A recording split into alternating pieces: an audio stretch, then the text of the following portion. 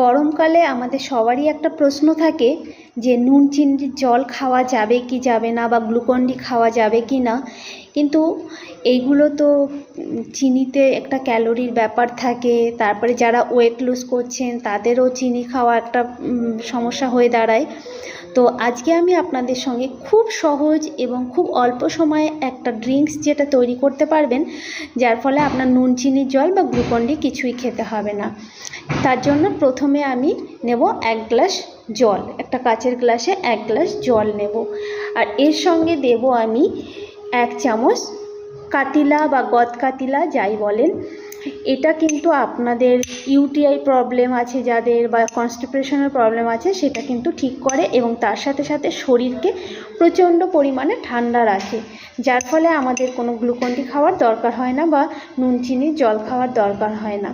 আর তার সঙ্গে দেব আমি 1 চামচ চিয়া সিডটাও আগে থেকে ভিজিয়ে রাখতে হবে, এবং গদকাতিলাও আপনাকে 1 ঘন্টা মতো আগে ভিজিয়ে রাখলেই হয়ে যাবে, 4-5টা দানা ভিজিয়ে রাখলেই হয়ে যাবে।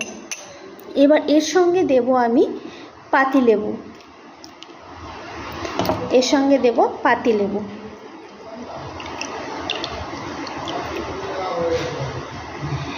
এরপরে দেব আমাদের শরীরকে ডিটক্স করবে এবং শরীরকে ঠান্ডা রাখবে এবং হজমের কোনো সমস্যা হবে না, তার জন্য দেব পুদিনা পাতা।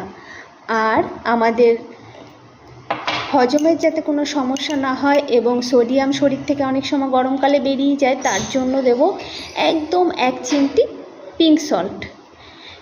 এই ড্রিঙ্কটা যদি আপনি দিনে 2বার কি 1বার খান, তাহলে কিন্তু গরমকালে আপনার কোনো গ্লুকন-ডি বা কোনো নুন চিনির জলের দরকার হবে না, এবং আপনার শরীরকে ডিটক্স করবে এবং যাদের কনস্টিপেশন আছে বা ইউটিআই আছে অনেকটাই ঠিক হয়ে যাবে, এবং আপনার কিন্তু ভীষণ স্বাস্থ্যকর এই ড্রিঙ্কসটা।